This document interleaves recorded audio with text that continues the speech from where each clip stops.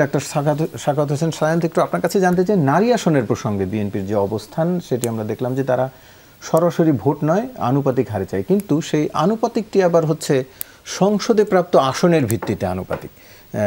অন্যান্য দল যেটি বলছে যে প্রাপ্ত ভোটের আনুপাতিক হারে, সেটি অন্যান্য দল চাইছে, বিএনপি ক্ষেত্রে আবার এটি চাইছে না। এমনকি যে সব দলই আসলে যার যার স্বার্থ দেখছে, বিষয়টা ওইরকমই কিনা? মানে একটু না, সব দল যার যার স্বার্থ তো দেখবে, এটাই তো রাজনৈতিক কৌশল। কিন্তু এখন তো সবাই সংস্কার করতে বসেছেন না, একটা দল কৌশল আপনারা সংস্কার করতে বসলো, যে যার এজেন্ডা যার কৌশল সেটা নিয়ে বসবে। বিএনপি অতীতে একাধিকবার রাষ্ট্র পরিচালনার দায়িত্বে ছিল এবং এইবারও বিএনপি মনে করে দেশে সুষ্ঠু নির্বাচন হলে তারা রাষ্ট্র পরিচালনার দায়িত্বে আবার যাবে। সুতরাং তাদেরকে অনেক ভেবে এগোতে হয়। শুধু ওই ফ্যান্টাসি তৈরি করার মতো পপুলিস্ট কথা দিয়ে তো বিএনপি এগোতে পারে না, যেটা যাদের কখনোই ক্ষমতায় যাবার সম্ভাবনা নাই। তারা যতটা পপুলিস্ট কথা বলতে পারবেন জনগণের উদ্দেশ্যে, বিএনপির এটা বলা উচিত হবে না।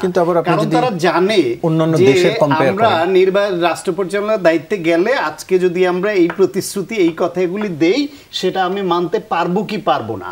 সেই ক্ষেত্রে ধরেন এই যে হাসনাত কায়ুম ভাই যেটা বললেন যে ৭০ অনুচ্ছেদের যে পরিবর্তন হচ্ছে 4টা থেকে বাকিটা যদি লিবার্টি দেওয়া হয় তাইলেও অনেক অগ্রগতি। যেমন রাষ্ট্রপতি নির্বাচনের ক্ষেত্রে বিশেষ করে যেটা বলা হচ্ছে, বিএনপি স্ট্যান্ডিং কমিটির মেম্বার সালাউদ্দিন সাহেব কিন্তু বলছেন যে এমপিদের গোপন ব্যালটে ভোটের মাধ্যমে রাষ্ট্রপতি নির্বাচন হলে বিএনপি সেটা একমত হবে। তো এইটা কি বড় অগ্রগতি না? আপনি 300 আসনের 300 এমপি প্লাস নারী আরও 100, 400 এমপি। এই 400 এমপি তো রাষ্ট্র পরিচালনার ক্ষেত্রে, আইন প্রণয়নের ক্ষেত্রে জনগণের প্রতিনিধি। সত্যিকার নির্বাচনের মাধ্যমে জনপ্রতিনিধি হয়ে যদি সংসদে আসার সিস্টেমটা যদি চালু করতে পারেন আপনি, তাহলে এটা তো প্রকৃত প্রতিনিধি।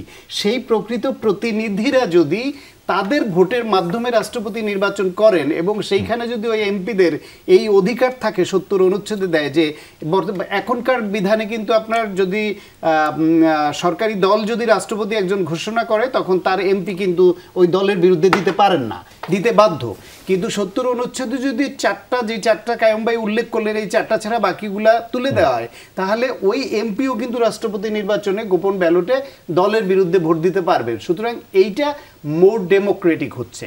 কম জটিলতা তৈরি করে ইলেকটোরাল পদ্ধতির যে প্রস্তাব করেছে, ইলেকটোরাল পদ্ধতি হলে বাংলাদেশে তাহলে আবার প্রশ্ন আসছে যে স্থানীয় সরকার নির্বাচন কার অধীনে হবে? জামাত ইসলামী বলছে তাহলে এই নির্বাচনগুলো তত্ত্বাবধায়ক সরকারের অধীনে হতে হবে। এটি কি সম্ভব? সেটা তো আর এক বিতর্ক এবং আর এক জটিলতা তৈরি করতে পারে। সেই ক্ষেত্রে রাজনীতিবিদরা নিজেদের প্রতি নিজের অনাস্থা দিয়া এই জাতীয় নির্বাচনটাকে রাজনীতিবিদদের বাইরে ঠেলে দিয়েছেন। এটা তাদের জন্য অপমানজনক, কিন্তু দেশের পরিস্থিতির কারণে এটা করতে বাধ্য হয়েছে।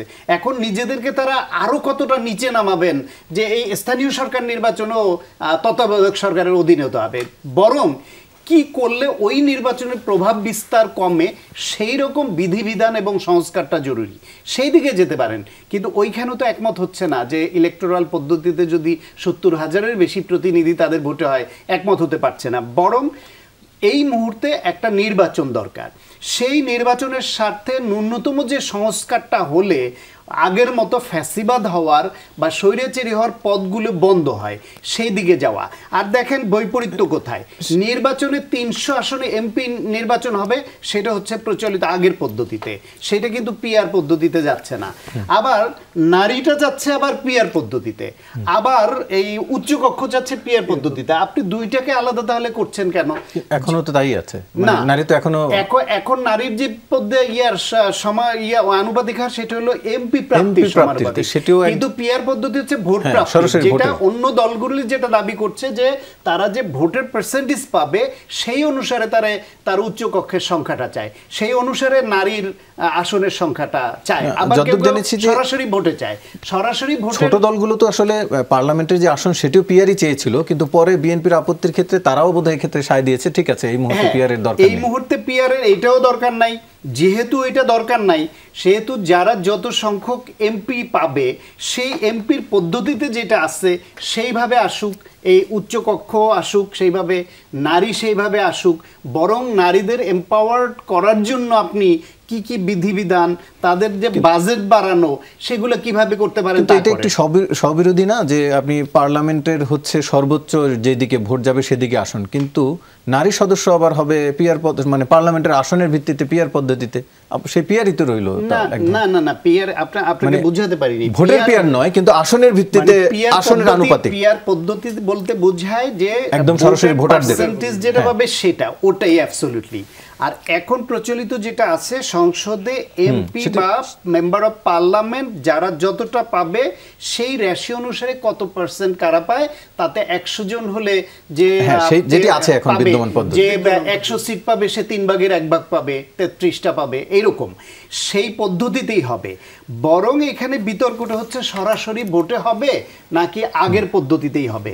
সরাসরি ভোটে হলে অবশ্য ভালো, তাদের এম্পাওয়ারমেন্ট বেশি হয়, কিন্তু সমস্যা হচ্ছে যেহেতু আপনি 100 কোটা করে দিচ্ছেন, সরাসরি ভোটে হলে তাদের আসন বিন্যাস কিভাবে হবে, এই জটিলতা নিয়ে আপনার এই যে সিটি কর্পোরেশনের ওয়ার্ডে নারী প্রতিনিধি নির্বাচন বা উপজেলা পরিষদে যে প্রতিনিধি নির্বাচন ইউনিয়ন, সেখানে 3 গুণ জায়গা জুড়ে হচ্ছে।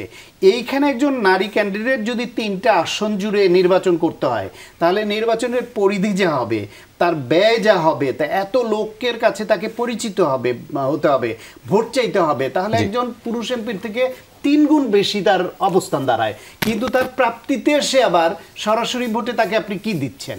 সেই কারণে যেহেতু এটা অনেক গবেষণার বিষয়, অন্যান্য নারীরা কি এটি চাইছে কিনা যে নারীরা সরাসরি ভোটের পক্ষে নারীদের অবস্থান বেশি, কিন্তু সমস্যা অনেক যাদের কষ্ট হবে তারা যদি পক্ষে থাকে, সমস্যা হচ্ছে তাদের কষ্টের জন্য না। আপনি একটা রাষ্ট্র ব্যবস্থা শুধু শুধু সংবিধান তো আর ওই ছেলে খেলা বিষয় না, যখন তখন কাটাছেঁড়া করবেন।